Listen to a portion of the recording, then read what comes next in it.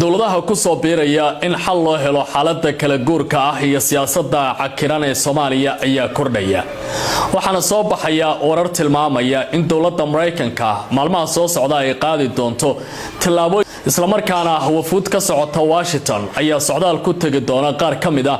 maamul goboleedyada sidoo kalena waxay la kulmi doonaan mucaaradka Muqdisho jooga iyo filla Soomaaliya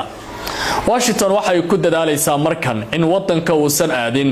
xaalad halis ah oo sababi karaysa gacanka hadal kale xilli wali xubno ka tirsan dawladdu ay ku dhawaaqayaan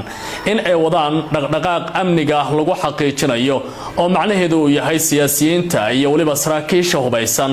ee ka aragtida filla Soomaaliya in hubka looga qaado wararka la helaya waxay tilmaamayaan in isbuucan gudahiisa si gaar ah maalinta salaasada ah wafti ka socda dowladda Mareykanku ay gaari doonaan magaalada Kismaayo isla markaana ay la kulmi doonaan madaxweyne Axmed Maxamed Salaam Madoobe jaha mucaaradka iyo muxaafidku ay meel dhaxay isugu iman karaan Jubbaland waxay ka mid tahay dowladaha sida weyn uga soo horjeeda aragtida doorasho ee filla Soomaaliya dhinaca kale waxa jira dad qubara iyo siyaasiyiin Soomaali ah oo qaba in madaxweyne Xasan Sheekh Maxamuud uusan wali la kulmin cadaadis sababi kara in uu tanaasulo ama in talada uu mar kale dhaxda soo dhigo si mucaaradku aragtida ay rabaan ay wax ugu darsadaan xaaladda doorasho wax kasta ay noqonayso doorashooyin dadban oo la mid ah kuwii hore uga dhacay dalka ama in wax un yar laga bedelo sida ay hadalka u dhigayaan sidoo kale wararka laga helay Muqdisho waxay tilmaamayaan in xubnihii ka socday sirdoonka wadanka Turkiga ay hadda marsiinayaan xaaladda meel gabagaba ah kadib raaya aruurin ay ka sameeyaan mucaaradka iyo muxaafidkaba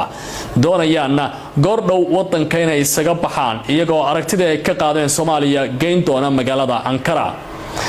sidoo kale dadka qubrada ah ee arrimaha siyaasadda darsaya waxay tilmaamayaan wali Turkidu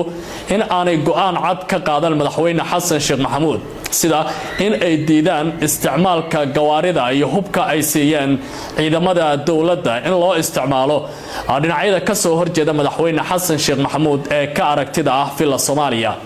iyo sidoo kale Turkidu inay diidan yihiin muddo kororsiga madaxweynaha iyo hay'adaha kale ee dastuuriga ah ee dalka ee waqtigu ka dhamaaday sida ku cad dastuurkii 2022 la ansixiyay dhinacyada mucaaradka ahna ay aad ugu qanacsan yihiin dhinaca kale marka la eego laamaha amniga ee ku dhow filla Soomaaliya ayaa ku dhawaaqay in ay bilaabayaan dhaqdhaqaaq cusub oo la doonayo in lagu xaqiijiyo amniga Muqdisho kaasi oo macnaheedu uu yahay hubka dhigis siyaasadeed oo ka dhana